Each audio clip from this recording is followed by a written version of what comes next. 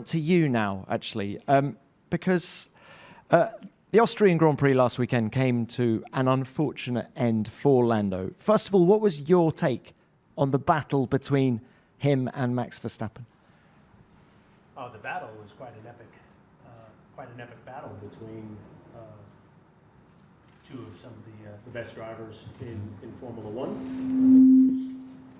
Zach, sorry, could we just use a different microphone? James, perhaps we're just having issues with that. Could we just go again? So, are we hearing that? Yeah, good. Are we okay with sound? Yes, we're good. Okay, sorry, right. Yeah. So it was quite an epic battle. Exciting for the fans, exciting for everyone in Formula One. I think it was a matter of time until we saw the two of them going head-to-head. Obviously, an unfortunate outcome at what was a very small touch.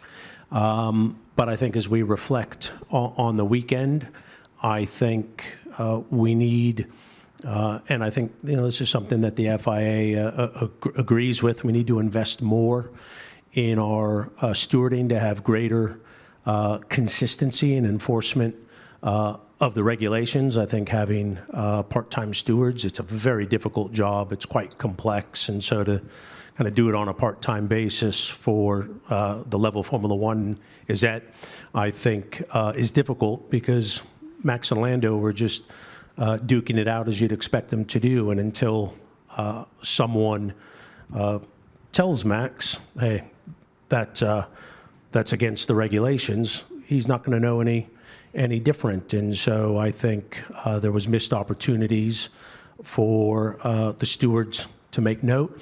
Also disappointed, such a great team like Red Bull, that the leadership almost encourages it, because you listen on the radio and what was said. We all have a responsibility on pit wall to tell our drivers the do's and don'ts and what's going on in the race. And so I think we need to have respect for regulations, and we've seen there be lack of respect, whether it's financial regulations or sporting on track issues with fathers and things of that nature, that I just don't think that's how we need to go racing, and we need to guide our drivers on what's right or wrong. And I think had it been addressed earlier, maybe that incident wouldn't have taken place. So racing incident that I think could have been avoided if the pit wall and the stewards had maybe been more on top of what the regulations say you can and can't do. Zach, a couple of things to unpick there. First of all, on the stewarding front, are you suggesting that you'd like full-time stewards, professional stewards? Yeah, I think given the level Formula One is at, how difficult the job is. Hats off to the stewards that are here every weekend. It's not to be disrespectful of what they're doing. I think it's hard to do on a part-time basis, and we're all racing full-time. It's a big sport. I also think things need to be looked at, the track limits. When Lando went off trying to pass Max, that was just a good, brave move. And I think we want to encourage drivers to have good racing. And for me, track limits are about cutting the track to get a better lap time.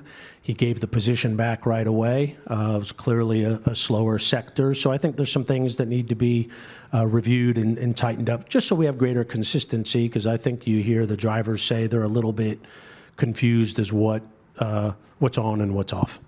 And on the penalty front, Max, of course, got a 10-second penalty. Lando even questioned yesterday in the press conference whether Max deserved a penalty at all. What do you think would have been the appropriate penalty if one was needed?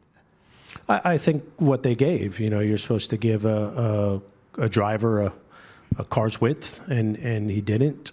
And, it's unfortunate. It could have just been a small rub, and they both carried on. But I thought that was the right penalty, because that's what the rule book says. But again, I think Max is an awesome racing driver, fighting for the lead. And, it's our responsibility as teams to let the drivers know what the limits are. And if you don't, I wouldn't expect Max to do anything differently.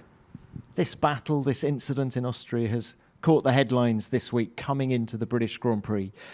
Have you been impressed by how Lando has dealt with the scrutiny this week?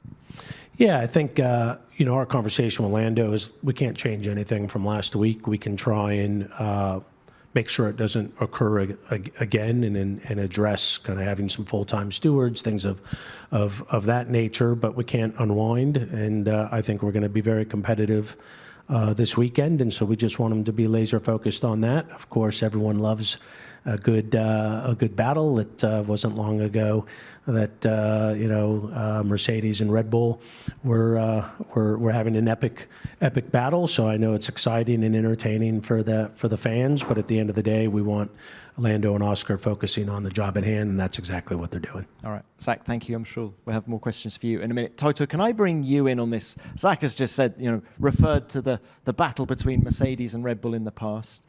What was your take on what happened last Sunday between Max and Lando?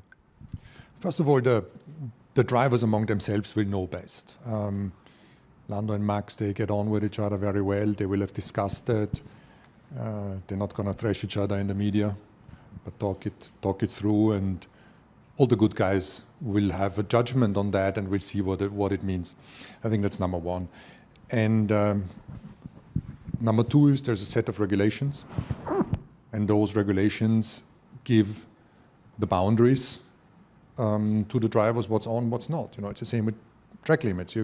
You're either penalized or not, and in the same way, the way you race. And I think with regulations maybe a little bit vague or interpretations different from time to time, it's clear that the really good ones are going to push this as much as they can. And then we could end up in similar situations. It's not only among these two. I mean, we've seen it between the Alpines, et cetera, et cetera. So I agree with Zach on the regulations tell us what's on and what's off, number one.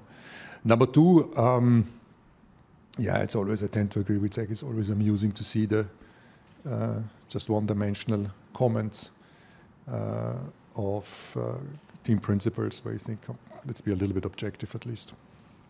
Toto, do you think Max has changed his defensive driving tactics since he was battling with Lewis those years ago? No, I think this is the way he drives. That's what I've seen in Formula One since he's come, and I don't want to say be judgmental on that.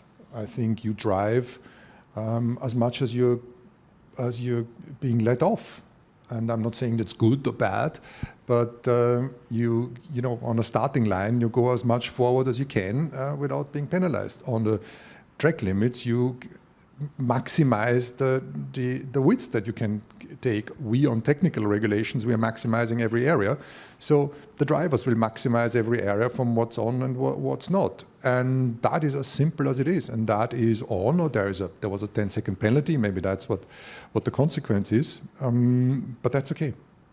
And of course, George was the beneficiary of what happened between Max and Lando. Do you think you can challenge for the win this weekend at Silverstone? I think Lando and Max are probably at the moment a little bit ahead of everybody else, and that's not only on a qualifying lap that can be very, very close, although it wasn't in Austria because it's a minute lap time and they're still a few tenths quicker. But on race pace, these two seem to still be a step ahead, but we are really pushing it hard to bring more tools and toys onto the car, so we are going quicker, and that is a relentless push from all of the engineering and operations in Brackley and in Prix to be able to catch up. And at the moment, I think George winning the race has probably maximized it, and we were 15 seconds off before the crash, considering they were fighting a bit, so probably a little bit more. That is two and a bit tenths per lap, and this is where I would judge the gap is. And as long as we are not able to close that gap, we are not going to fight these two. All right, well, look, best of luck to you. And James, bringing it on to you now. Toto said this week that Carlos Sainz is now in his sights again for a seat at Mercedes next year. So the battle to sign Carlos remains fierce. How long are you prepared to wait for him? I mean, I'll go back to he's a world-class driver. So the decision isn't imminent. It's not today that we need to make it. But what I've said all along is actually the timeline is less important to me. What's more important is that whatever decision we come to or the driver comes to, it's about forging a long-term relationship with each other, i.e. both see the journey we're on and want that to be a part of their lives. I'm fairly sure you'll see all of this cleared up before we get to September. That's the normal time. If you look at a normal routine, we're actually just now going back into what is a normal schedule where August is spent doing contracts. But I'm pretty sure you'll find it all cemented by then. And do you have a plan B ready to go should Carlos choose to go elsewhere? Fundamentally, yes. Simple answer to it. Okay. James has always a plan B and C, by the sheer nature of his previous job and engineering mind. I think we're on about Y or Z by now, just to be clear. But no, there's a lot of moving parts to it. More than the world will see, but it will all make sense, I think, when it fans out. All right. Does that, given the point situations in the championship, is it fair to say you've got a strong and realistic chance of fighting for the Constructors' Championship, but the Drivers' Championship looks more difficult for Lando, and it might be worth telling him that more accidents like that with Max in pursuit of the Drivers' Championship is going to hurt your Constructors' Championship chances? We're just trying to do the best we can every weekend. I don't know if I would describe our chance at winning the Constructors strong, but I think there's clearly a chance there if we continue with the points we've been picking up the last 5-6 races. Then we would close that gap by the end of the year. But you just got to do that one race at a time, as does Lando. And I'm not going to give Lando any coaching on how to drive. It was a very small touch that could have ended in nothing. Other than maybe a few tire marks, and unfortunately cost the race. So when you're going for the win and you're battling a world champion, these things happen.